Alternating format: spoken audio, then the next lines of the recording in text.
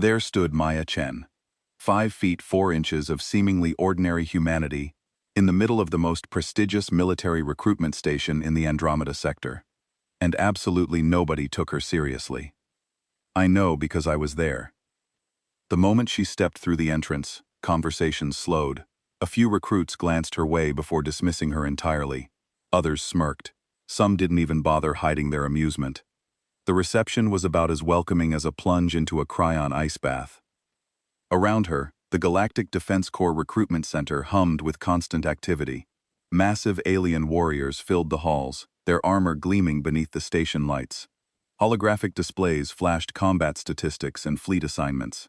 Recruiters moved from one candidate to another, searching for the next generation of soldiers who would defend the known galaxy. Maya looked completely out of place.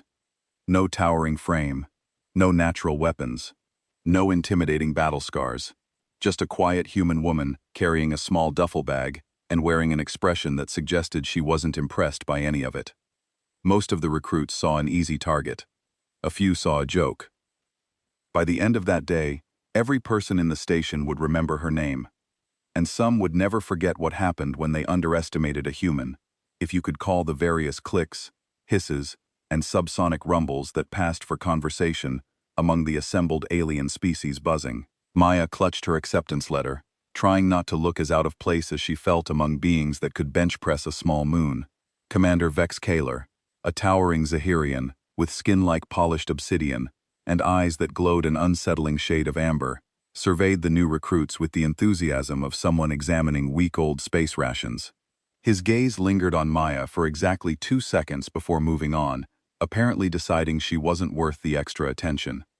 Another human muttered Subcommander 3, insectoid creature whose mandibles clicked with amusement. What's next? Recruiting house pets. The nearby Thorak warrior caste recruits rumbled with laughter, their massive frames shaking like geological events. Maya counted 6 of them, each standing at least 8 feet tall with hide thick enough to stop plasma rounds. One of them, Thorak Prime, looked down at her with 4 yellow eyes. Soft pink thing very small, he observed in broken galactic standard. Will break easy. Yes, Maya smiled politely. Oh, if only you knew, she thought. The crystalline hive-mind recruits chimed in harmony, their translucent bodies shifting color to indicate their shared amusement. Query: how did this specimen pass preliminary screening? Assessment: physical parameters inadequate for military service. Now Commander Vex Kalar's voice cut through the mockery with the authority of someone who'd seen too many recruitment cycles. Every species brings unique capabilities to the Corps. Even humans have their uses. The pause before uses was so loaded with condescension, Maya could have charged admission to witness it. A Venian gas being floated nearby, its form shifting between purple and green. Perhaps waste disposal. Humans excel at consuming organic matter. More laughter rippled through the assembled recruits. Maya maintained her pleasant expression, though her grip on the acceptance letter tightened slightly. She'd heard it all before during the preliminary interviews. Humans were weak, slow, fragile, lacking any obvious predatory adaptations. They had no natural armor, no claws, no venom, no psychic abilities. What they didn't know, what none of them suspected, was exactly why Maya Chen had been specifically recruited by the GDC's most classified division. Attention recruits, Vex Kaler announced, his voice carrying the weight of impending doom that all drill instructors seem to master. You will now proceed to barracks assignment. Training begins at 0600 Standard Time. Try not to die on the first day. The paperwork is excessive as the crowd began to disperse. Maya caught fragments of conversation from her fellow recruits. Most of it centered around speculation about how quickly the human would wash out. 10 credits says she doesn't last a week, wagered Altarian, whose metallic skin gleamed under the station's harsh lighting. Too generous. 3 days maximum, countered another. Maya shouldered her modest duffel bag and followed the group toward the barracks, her expression remaining perfectly calm. Let them laugh. Let them place their bets. Soon enough, they'd learned that sometimes the most dangerous predator is the one you never see coming. Dawn broke over Training Complex Alpha 7 like a cosmic joke, and Maya Chen was the punchline. The morning physical assessment had all the charm of a public execution, and guess who was playing the starring role of victim? The obstacle course stretched before them like a metallic nightmare designed by someone with serious anger management issues. Thorak Prime bounded over barriers that would make Olympic hurdlers weep, his massive frame moving with surprising grace. The crystalline hive minds flowed through tight spaces like liquid intelligence, reforming on the other side without missing a beat. And Maya face-planted into the first mud pit with all the athletic prowess of a three-legged giraffe having an identity crisis. Pathetic. Instructor Grimvault announced his Nexian vocal cords producing sounds that could strip paint. The human requires assistance to traverse basic terrain obstacles. The assembled recruits watched with barely concealed amusement as Maya struggled through the rope climb. Her hands were too small, her grip strength laughable compared to beings who could crush diamond with their fingertips. She made it halfway before sliding down like butter on hot metal. Thorak Prime completed the same climb in 4 seconds flat. Perhaps kitchen duty would suit the human better, suggested Zix Nala, the lead consciousness of the crystalline collective. Food preparation requires minimal physical capability. Maya dusted herself off, nodding agreeably. That's very thoughtful of you, she said, as if they'd offered her a promotion instead of an insult. The strength trials were even more entertaining. If you enjoyed watching someone attempt to bench press what amounted to a paperweight, while surrounded by beings casually lifting the equivalent of small spacecraft. Maya's personal best barely registered on equipment calibrated for actual warriors. During combat simulations, she moved like someone learning to walk in low gravity while wearing mittens. The Altarian recruit's metallic skin deflected training rounds that would have put Maya in the medical bay for a week. She spent most sessions on the defensive, which is a polite way of saying she got her rear end handed to her repeatedly. The soft pink creature lacks predatory instincts, observed Vextar, a serpentine drawn whose scales shifted color with emotion. Currently, they displayed the deep blue of profound disappointment. But here's where things got interesting, in a way that nobody seemed to notice except Maya herself. While everyone else focused on dominating the training exercises, she was doing something entirely different. She was watching, learning, cataloging behavioral patterns with the dedication of a scholar studying ancient texts. She noticed how thoracic warriors became aggressive when cornered, but responded to confident, calm voices. She observed that crystalline hive minds coordinated through subtle color shifts that preceded their movements by exactly 2.3 seconds. She cataloged which species had packed mentalities, which were solitary hunters, and which ones were all bluster and no bite. During meal periods, while others boasted about their scores, Maya quietly listened to their stories, tales of home worlds, hunting traditions, territorial disputes, information that painted detailed pictures of their species' evolutionary backgrounds. Final evaluation approaches, whispered Crix 9, a cybernetic being whose optical sensors glowed red with anticipation. Rumors suggest unprecedented challenge this cycle. What kind of challenge? Maya asked innocently. The table fell silent. Meaningful glances were exchanged, the kind that suggested everyone knew something she didn't. Nothing the human need concern herself with, Thorak Prime rumbled dismissively. Evaluation requires capabilities beyond soft flesh limitations. Maya nodded thoughtfully, filing away yet another piece of the puzzle. 3 weeks into training, her performance statistics read like a comedy routine. Dead last in physical trials, bottom percentile in combat effectiveness, and her tactical assessment scores were so low they practically required archaeological excavation to find. What nobody bothered recording was her perfect score in something they didn't even know they were testing, understanding the predatory nature of every single being around her. But hey, who keeps track of useless talents like that? Week 4 arrived with all the fanfare of a funeral march, and Maya Chen had achieved something truly spectacular. She had redefined the meaning of military incompetence. Her performance scores weren't just bad, they were artistically terrible, like someone had taken failure and turned it into performance art. The strength assessment results were particularly impressive, if you appreciated statistical anomalies. While Thorak Prime could deadlift 2,400 kilograms, Maya maxed out at a whopping 75. That's not a typo, folks, 75 kilograms. The crystalline recruits could exert more force with their thinking appendages than Maya could generate with her entire body. Perhaps suggested instructor Grimvolt during one particularly painful evaluation session. The human should consider alternative career paths.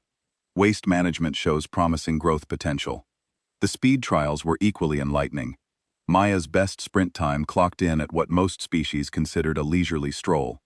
Vex-Tar the Drawen moved faster sideways than Maya could manage in a straight line. Even the gas-formed Venusians, who technically didn't have legs, could traverse distances more efficiently. Combat simulations became a source of entertainment for the other recruits. They'd gather to watch Maya attempt basic defensive maneuvers with all the coordination of a broken protocol droid. Her reaction times were slow, her tactical awareness non-existent, and her ability to adapt to changing combat scenarios was roughly equivalent to a decorative plant. The soft flesh entity appears incapable of learning, observed the crystalline collective, their harmonic voices chiming with scientific fascination. Query: how did this specimen survive natural selection processes?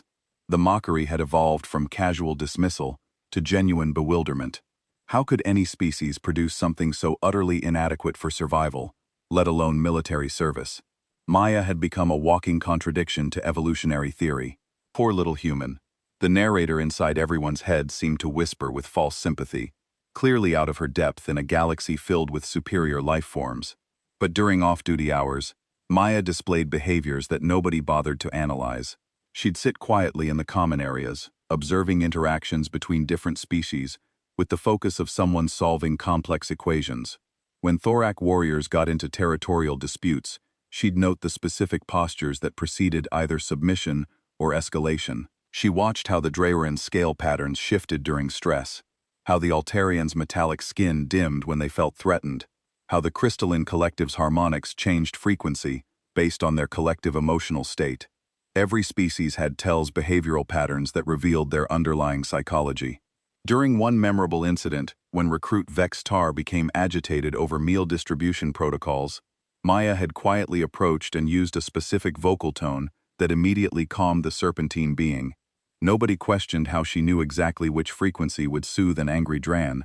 They simply attributed it to lucky timing. Her personal quarters told a different story, if anyone had bothered to look.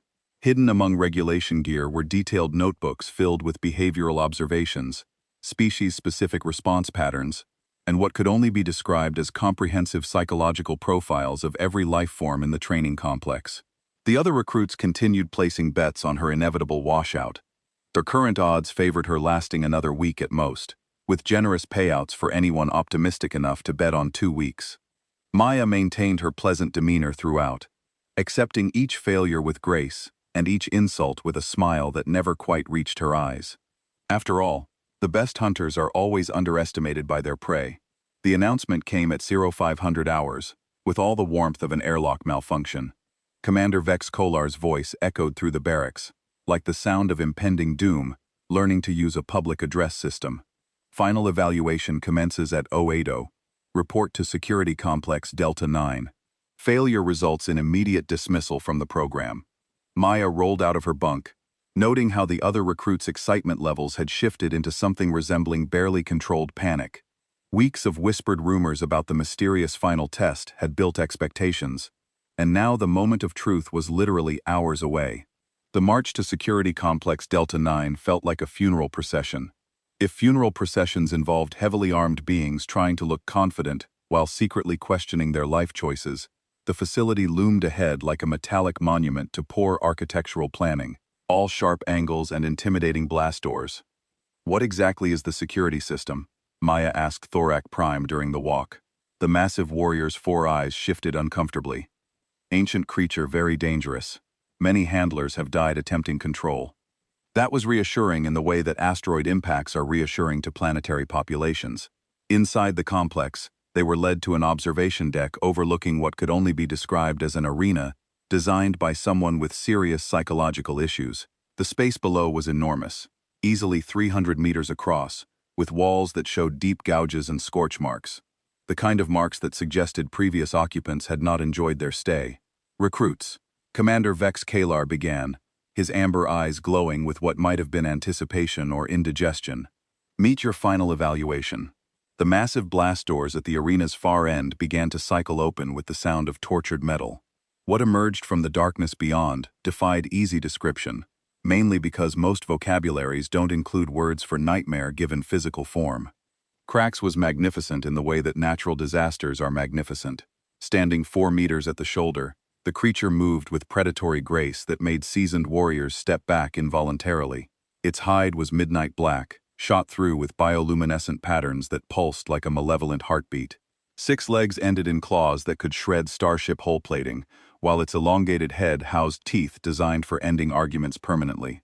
"Sweet, merciful void," whispered Crix-9, his optical sensors automatically dimming to cope with the sight. But it was the intelligence in those ancient eyes that made Crax truly terrifying. This wasn't some mindless beast driven by instinct.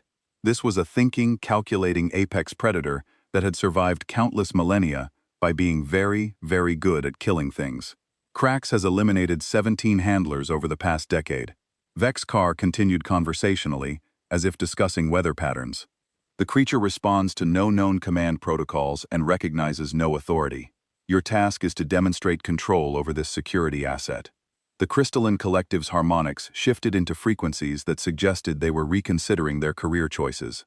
The Thorak warriors, beings who considered armed conflict recreational activity, were backing away from the observation windows, and Maya was studying Crax with the intensity of someone reading a particularly interesting technical manual.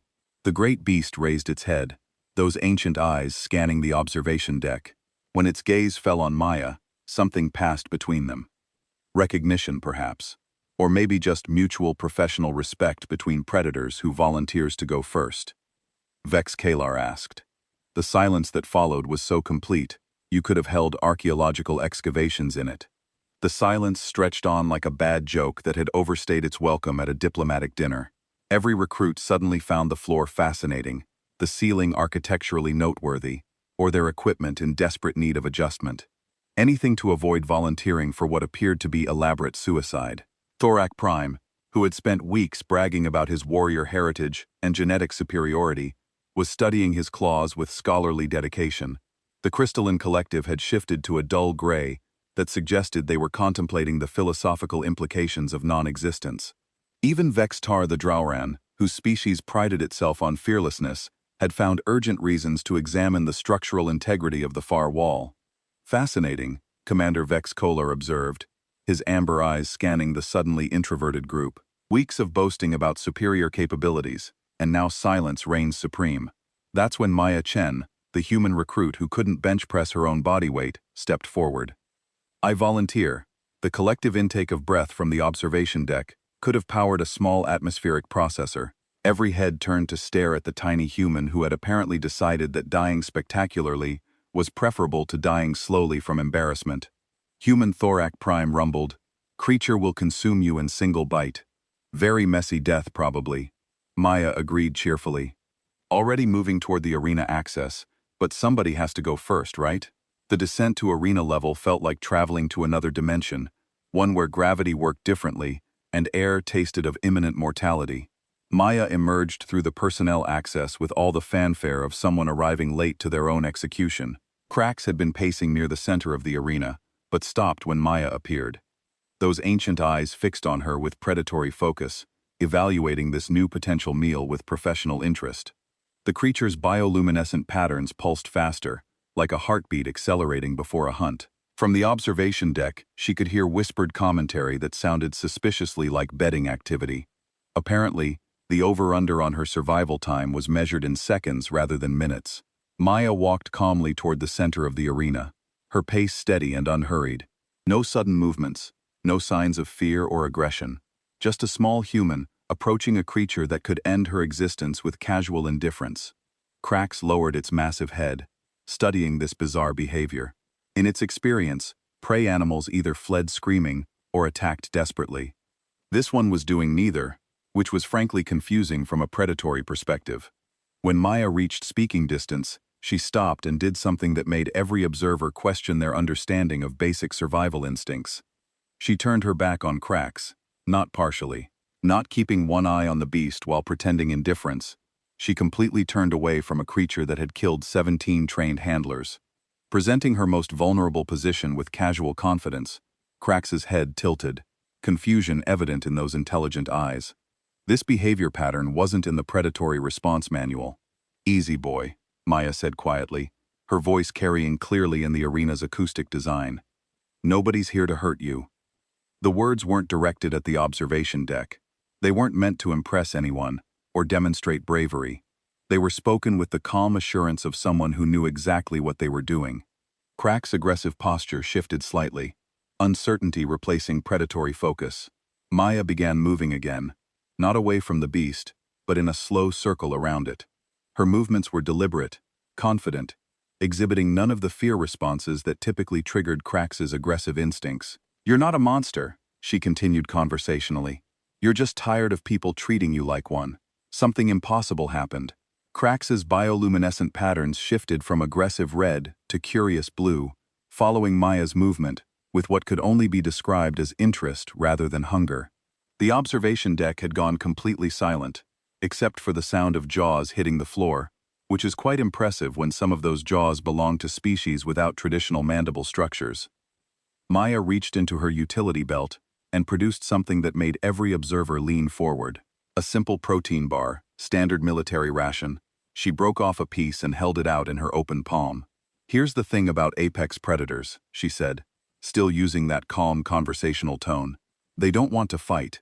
They want to hunt, to feed, to exist without constant challenges to their authority."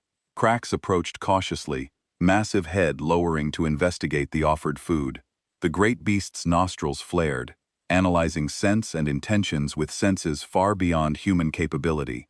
"You've been treated like a weapon for so long, you've forgotten what it feels like to be treated like a living being." The moment when Crack's delicately accepted the food from Maya's hand was the moment when every recruit's understanding of reality underwent fundamental restructuring. The creature that had killed 17 handlers was eating protein bars from the palm of the human who couldn't complete a basic obstacle course. Maya's other hand slowly reached up to touch the side of Crax's massive head. The beast didn't flinch, didn't pull away. Instead, those ancient eyes closed in what appeared to be contentment. "Good boy," Maya whispered. From the observation deck came the distinct sound of Thorak Prime's worldview cracking like defective armor plating. Maya looked up at the stunned faces watching from above and smiled that same pleasant expression she'd worn during weeks of mockery and dismissal. So she called out, her voice carrying clearly to the observation deck. "Who wants to know how I did that?" The elevator ride back to the observation deck gave everyone time to process what they just witnessed, which is to say, it gave them time to question everything they thought they knew about reality, Maya Chen, and the fundamental nature of predatory relationships in the universe. Maya emerged from the elevator with Crax padding beside her like the galaxy's most terrifying therapy animal. The sight of the legendary beast killer casually following a human who barely reached its shoulder was causing several species to recalibrate their entire understanding of the food chain. "Explanation requested immediately," chimed the crystalline collective, their harmonics shifting through frequencies that suggested deep philosophical distress. "Happy to oblige," Maya replied, scratching behind one of Crax's auditory appendages. The gesture caused the massive predator to emit a sound that could only be described as purring if purring could shake reinforced observation windows. Commander Vex Carr stepped forward, his amber eyes displaying emotions that his species typically reserved for witnessing impossible physics violations. "Maya Chen, your performance records indicate complete incompetence in all standard military applications. How do you explain what just occurred?" Maya's smile shifted from pleasant to genuinely amused. "Simple. You were testing for the wrong skills." She gestured toward Crax, who had settled beside her like a mountain deciding to take a nap. Everyone assumed this was about dominance, about proving superior strength or tactical superiority. But Crax isn't a weapon that needed conquering. He's an intelligent being who needed understanding. Thorak Prime's 4 eyes blinked in sequence, a sign of profound confusion among his species. But creature killed many handlers. Very dangerous. Much death, because they treated him like a monster instead of recognizing what he actually is. Maya explained patiently. Crax is apex predator. Yes, but he's also highly intelligent and emotionally complex. Every handler who died tried to dominate him through force or fear. That's not how you work with apex predators. She turned to address Vex Kalar directly. "My background isn't in traditional military applications, Commander. Before joining the GDC, I spent 12 years as an animal behaviorist and large predator specialist on Earth. I've worked with everything from Siberian tigers to great white sharks." The revelation hit the assembled recruits like a kinetic bombardment. Suddenly, Maya's weeks of careful observation, Her detailed questions about homeworlds and behavioral patterns, her mysterious calmness in situations that terrified seasoned warriors, all of it made perfect sense. Earth assignment records were classified, Vex Carr admitted, his tone carrying newfound respect. The recruitment division identified you specifically for this program based on psychological evaluations and specialized skill assessments. Maya nodded. The Galactic Defense Corps hasn't been struggling with military threats, have they? You've been dealing with something else entirely. Affirmative. The commander confirmed. Expansion into previously unexplored sectors has encountered significant obstacles. Not hostile alien civilizations, but entire planetary ecosystems that resist colonization efforts.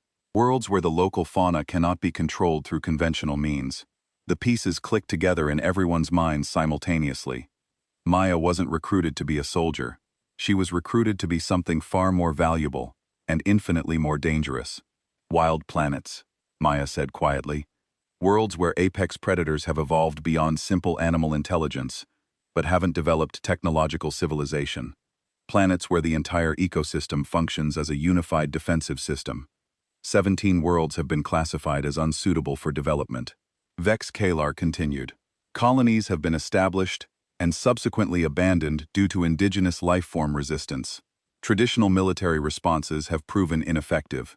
Crix-9's optical sensors focused with mechanical precision. Query human capability extends beyond single creature control. Maya's grin was answer enough, but she provided verbal confirmation.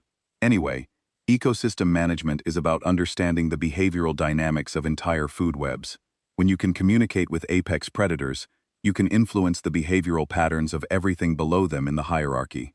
The implications settled over the observation deck like a revelation-shaped gravitational field. Maya Chen wasn't just capable of controlling individual dangerous creatures.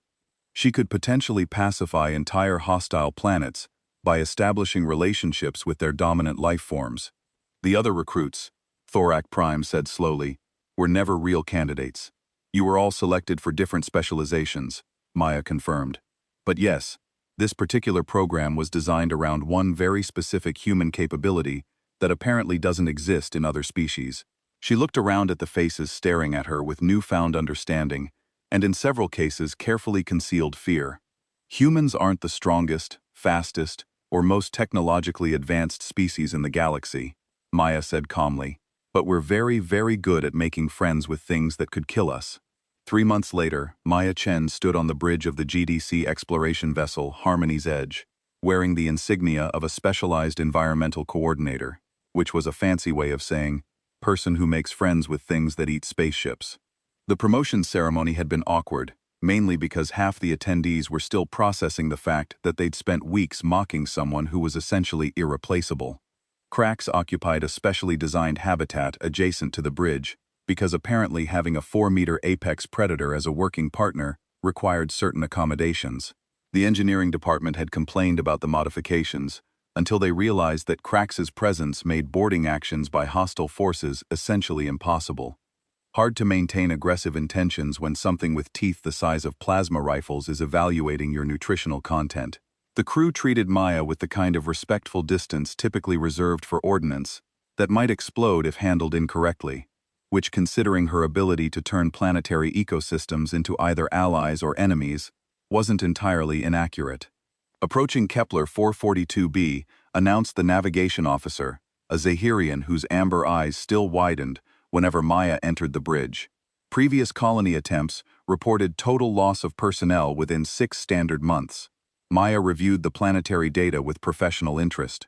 Dense forests, multiple apex predator species, and an ecosystem so aggressively territorial that it had literally ejected 3 separate colonization attempts. The kind of world that made military planners drink heavily and consider career changes. Preliminary scans indicate massive life signs throughout all continental landmasses. The science officer reported energy signatures suggest creatures of substantial size and intelligence. Through the bridge viewports, Kepler 442b hung in space like a green and brown jewel, beautiful and absolutely lethal to anyone foolish enough to approach without proper diplomatic credentials, which in this case meant Maya and her growing collection of predatory friends. Standard protocol asked Captain Vex Morin, whose own species had contributed 3 of the recruits who'd watched Maya's demonstration with Crax. Standard protocol, Maya confirmed, already mentally preparing her approach strategies. We go down, introduce ourselves politely, and see who's interested in having a conversation. The other bridge crew exchanged glances that suggested they still found the concept of introducing themselves to creatures capable of dismantling starships somewhat surreal. But results spoke louder than conventional wisdom. And A's track record was becoming legendary within certain circles of the GDC. Her first 3 planetary assignments had gone from hostile wilderness to functioning eco-partnerships within weeks. Worlds that had been written off as unsuitable for development were now hosting research stations in limited settlements. All because someone had bothered to ask the local apex predators for permission before moving in. Chen, Captain Vex Morin said quietly, the recruitment division has been receiving inquiries from other human candidates. Apparently, word has spread about our success rates. Maya nodded thoughtfully. How many applications? 2,736 at last count. The number was staggering, mainly because it represented a fundamental shift in how the galaxy viewed human capabilities. 3 months ago, humans were considered useful for basic labor and entertainment purposes. Now they were being actively recruited for positions that could determine the success or failure of galactic expansion efforts. Funny how perspective changes, Maya observed, watching Kepler 442b grow larger in the viewports. 6 months ago, everyone was placing bets on how quickly I'd wash out of basic training. Krax raised his massive head from where he'd been resting, those ancient eyes focusing on the planet ahead with predatory interest. His bioluminescent patterns shifted to colors that had learned to interpret as curiosity mixed with anticipation. Well, boy, she said, scratching behind his auditory appendages, ready to make some new friends. The great beast's responding purr resonated through the ship's hull, a sound that would have terrified most life forms, but that I found oddly comforting. After all, there's something reassuring about having the galaxy's most efficient killing machine as your coworker and friend. Approaching orbital insertion point, the navigation officer announced. Ma stood, adjusting her equipment harness and checking her collection of interspecies communication tools. Another day, another planet full of apex predators who just needed someone to treat them with respect instead of fear. Beginning descent to surface, she confirmed, heading toward the shuttle bay with Krax padding beside her like a mountain-sized therapy animal. Behind her, the bridge crew watched with the kind of reverence typically reserved for witnessing impossible things become routine. Because that's what Ma Chen had accomplished. She'd made the impossible look easy, one apex predator at a time. And somewhere in the back of everyone's mind was the same thought. Maybe, just maybe, the most dangerous predator in the galaxy wasn't the one with the biggest teeth. Witness. Maybe it was the one who could convince all the other gave you such an unbreakable will. No force in the galaxy can hold us back. God brought you here for a reason. If you believe in the power of the human spirit, hit subscribe. Join the golden age. See you among the stars.